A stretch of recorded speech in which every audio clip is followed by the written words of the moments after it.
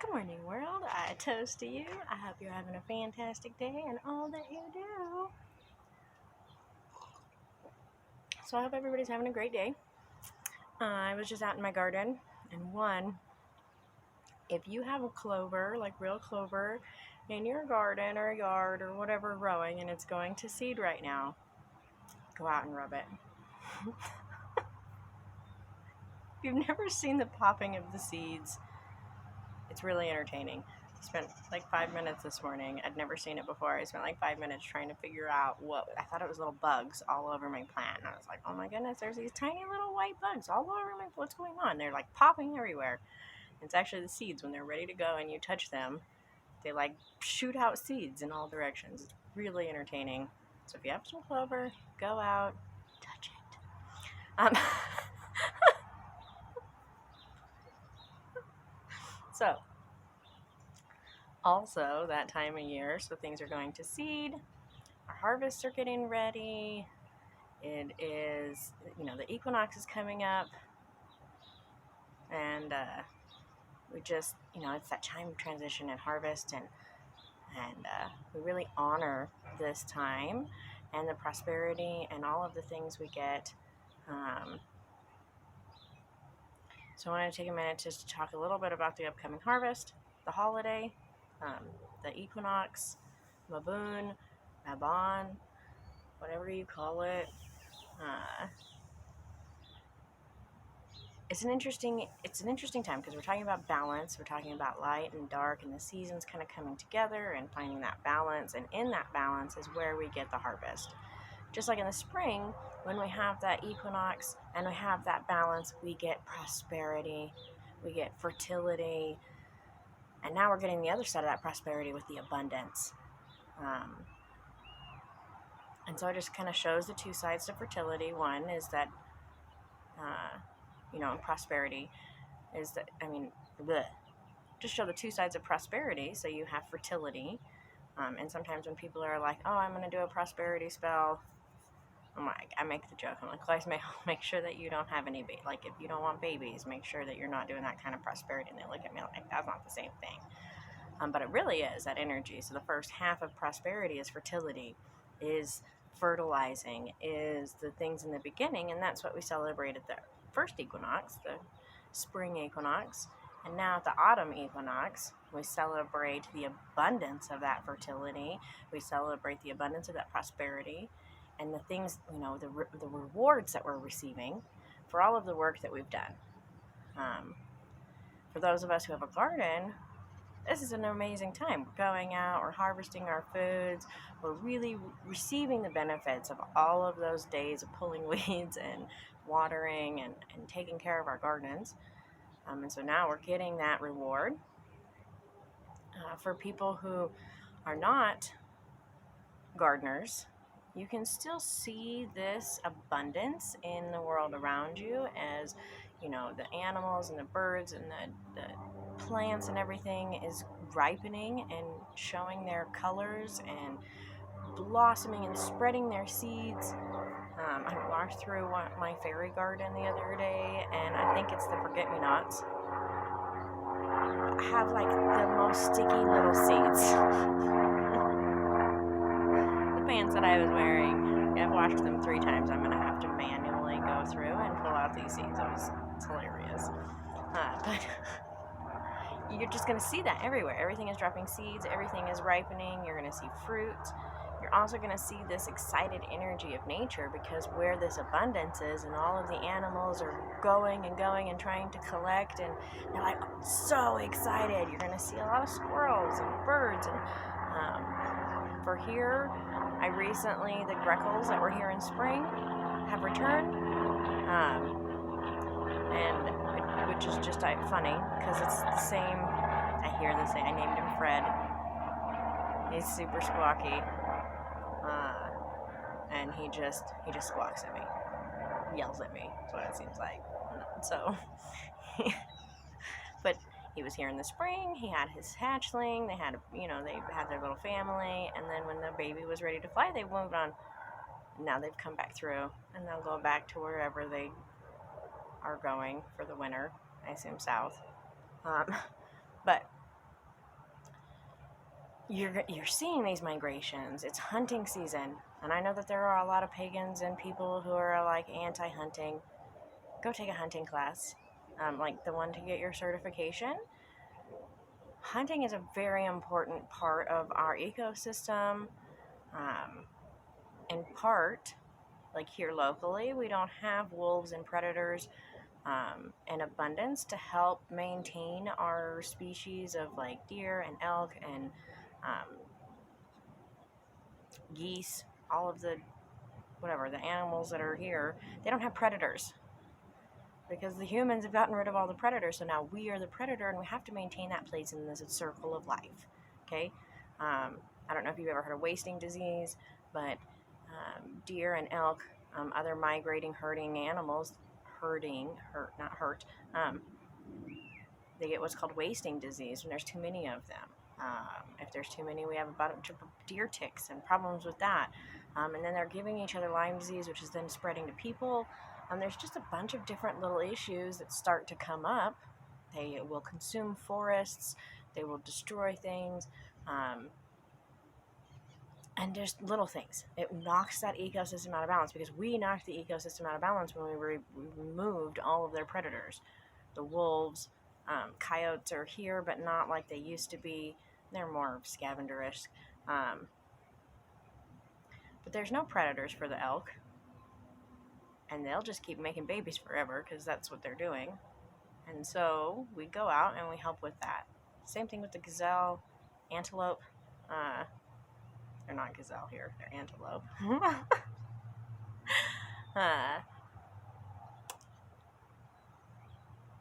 And that's what hunting is about. Hunting is about going out and maintaining the balance and bringing home food for your family.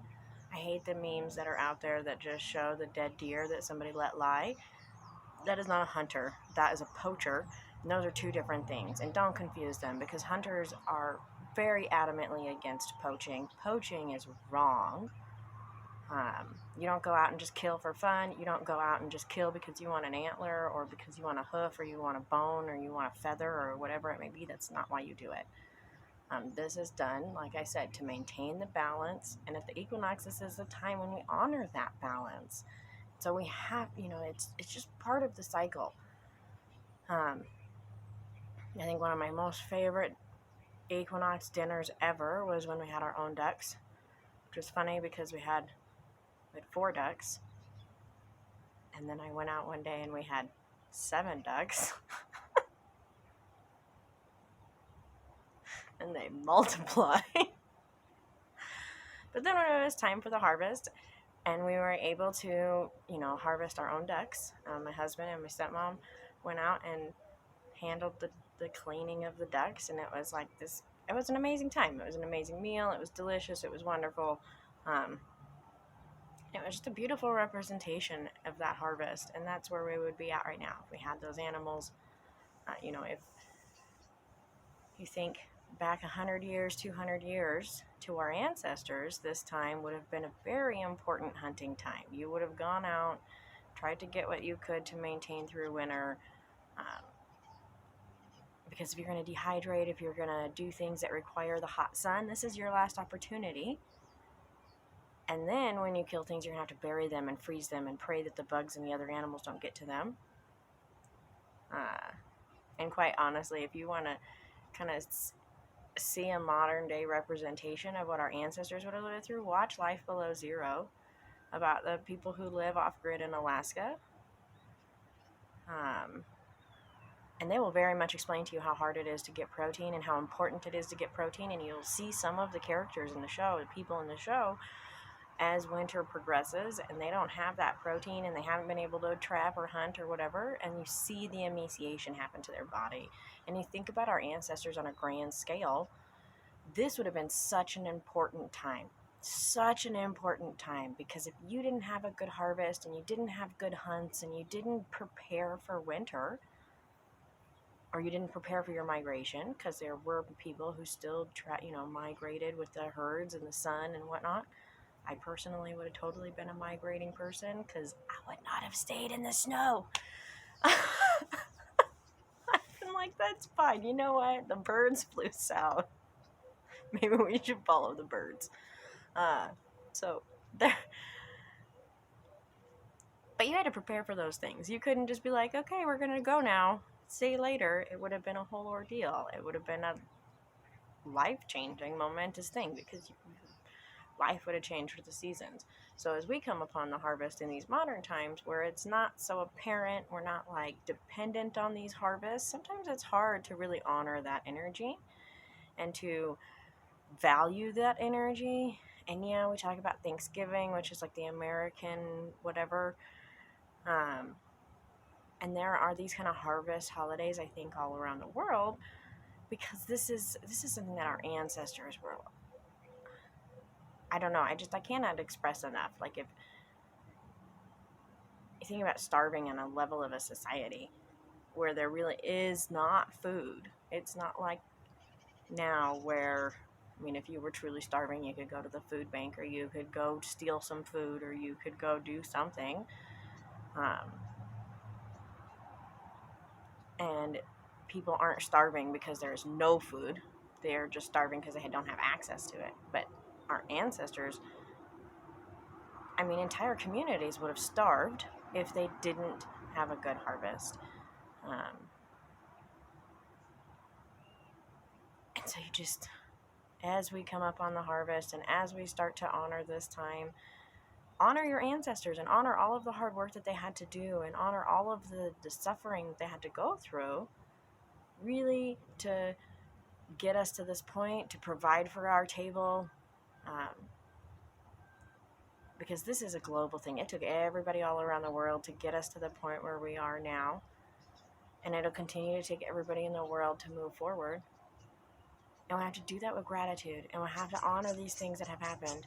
And we do that at the harvest. We do that by filling our cornucopias, our horns of plenty, by filling them with the abundance that we have, by giving thanks, by making the offerings to our ancestors to say thank you for all that you have done, and to really just honor the earth for everything that she gives to us.